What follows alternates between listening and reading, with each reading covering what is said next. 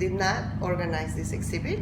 The two artists that put this whole idea together came after being rejected by the Woodmere Museum Annual exhibition, and they were kind of, they did not want to just they stay rejected, so they came up with the idea. Well, they took on an old action that was taken in the 1800s in France, and they were inspired by a group show that was called Salon Des Refusés, and it was basically all the artists that were refused an exhibit at the Academy. I see. And they mounted their own exhibit, and so inspired by that action, these guys decided, well, we want to do the same out of the artists that got rejected. And they actually reached out to the museum to see if they could get a list of the rejected ones, but they didn't respond. So she just left it at that, and she just went out in a campaign to see who she could reach. Husband is coming in with my lunch.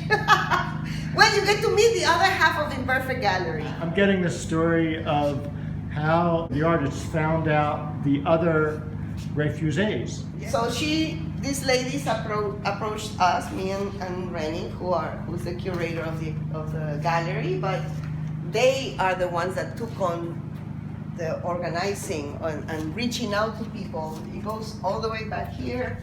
And what was their method of reaching out to people?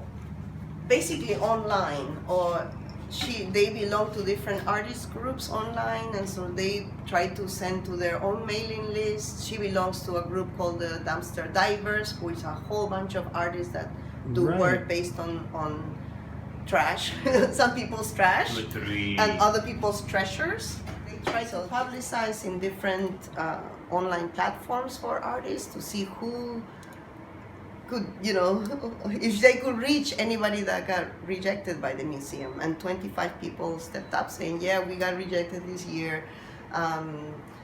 We have had also a talk where a lot of artists came to talk one evening.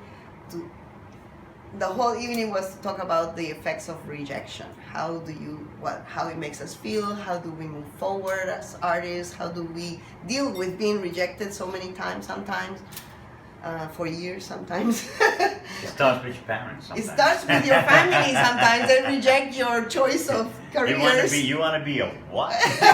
We did like a panel discussion, sort of round table, in order to engage the conversation of rejection. And sort of, to hear what the other artists would think about other people, other types of creators, writers. There were writers here, photographers. Actors, and I can imagine in all life, we all have you try to get a girl or boy, whatever, like, oh my God, I said no. But as artists, you always hear the story of your family, and I'm lucky to come from a creative family. So, but even in that reality, and my mom was still like, well, that's wonderful. You have the plantain stain. The poison in the blood, like we say, but get one of those nice careers that you can make money on, and then you can be a great artist, and that's from a supportive, understanding family.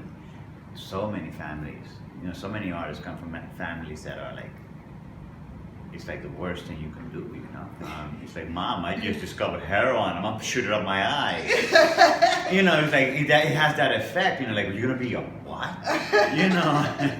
The older artists that were here, I noticed that the older artists who have had to deal with this issue for a longer period of time, they were all saying about how you have to do a lot of work to make sure that with time, you need to take it on as not a judgment on your artwork.